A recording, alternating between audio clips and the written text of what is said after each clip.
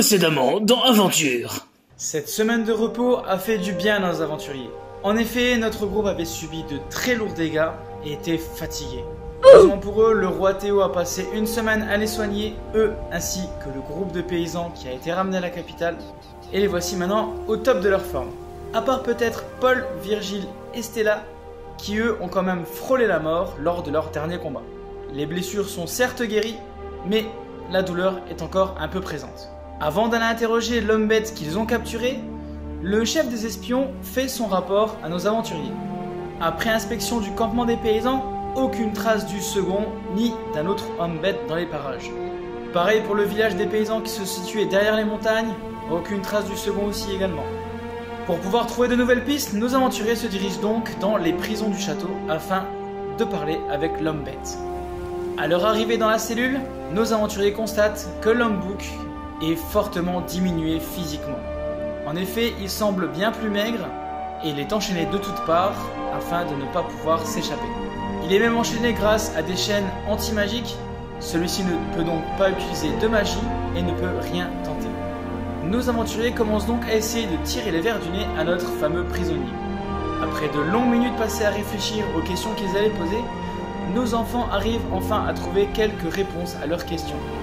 Nous apprenons donc que cet homme bouc fait partie d'un peuple qui s'appelle les anthropomorphes, une race mi-humaine, mi-animale, qui vit sur une terre appelée Angara.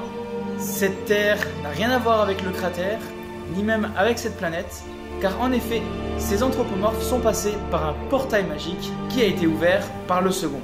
En effet, l'homme bouc, qui s'appelle Balthazar, nous informe qu'un jour, une personne humaine est arrivée par un portail magique dans sa planète, afin de demander son aide à ses guerriers anthropomorphes. En échange de leur aide, le second leur a promis des terres à occuper, car le peuple d'Angara est de plus en plus nombreux et il y a de moins en moins de place dans leur pays. Croyant les mensonges du second, ces hommes bêtes ont traversé le portail afin de renverser le roi Théo, mais ils se rendent bien compte qu'ils se sont fait eux aussi tromper par le second.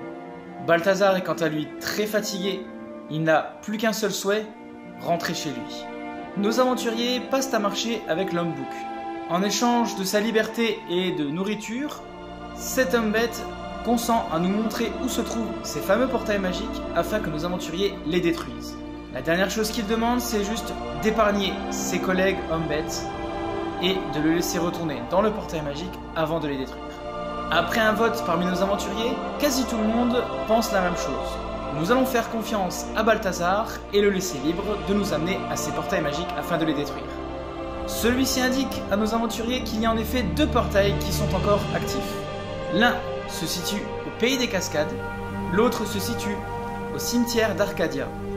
Balthazar décide d'accompagner un groupe au cimetière d'Arcadia et indique très exactement sur une carte où se trouve le portail du pays des Cascades à l'autre groupe.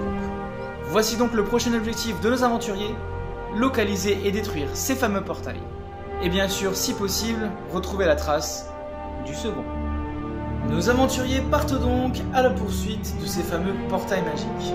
Après quelques jours de marche, nos aventuriers font une rencontre plutôt étonnante au bord de la route. En effet, le long du chemin, deux petits gobelins pointent le bout de leur nez. Mais ceux-ci n'ont pas du tout l'air malveillants, au contraire, ils sont même très accueillants et chaleureux. Ils se prénomment Arthurius et Palolo et se présentent comme des parieurs marchands. Pour faire simple, ils ont des objets à échanger avec notre groupe d'aventuriers, mais ils n'acceptent pas l'argent. Non, ils préfèrent plutôt jouer à des jeux d'argent. En effet, ils parient un de leurs objets contre un des objets des aventuriers et la personne qui gagne le jeu remporte les deux objets. Après plusieurs parties de dés endiablées, nos aventuriers arrivent à gagner 3 objets sur les 4 proposés par les marchands. La première personne à gagner est Axel. En effet, il récupère de nouveaux couteaux de lancer qui ont l'air plutôt aiguisés. La deuxième personne à gagner avait misé gros. En effet, Nathan voulait parier son épée et son bouclier, qui sont pourtant ses armes principales, mais ce pari risqué lui a valu une grosse récompense. En effet, il gagne un nouveau bouclier, mais celui-ci est un bouclier anti-magie. Lorsqu'une attaque magique vient frapper ce bouclier, celui-ci la renvoie vers l'ennemi. Enfin, troisième et dernière personne à remporter un prix dans le pari fou des gobelins, c'est Stella, qui quant à elle gagne une recette pour fabriquer des potions de magie. En effet, nos aventuriers avaient des potions de soin, des potions de poison, des potions de frénésie, mais ils n'avaient rien pour regagner de la magie, à part faire de dos. Suite à ces défaites, nos amis gobelins sont contents. Ouais, ils aiment parier, alors du coup ils sont contents. Et ils disent au revoir à nos aventuriers qui reprennent la route vers les portails magiques.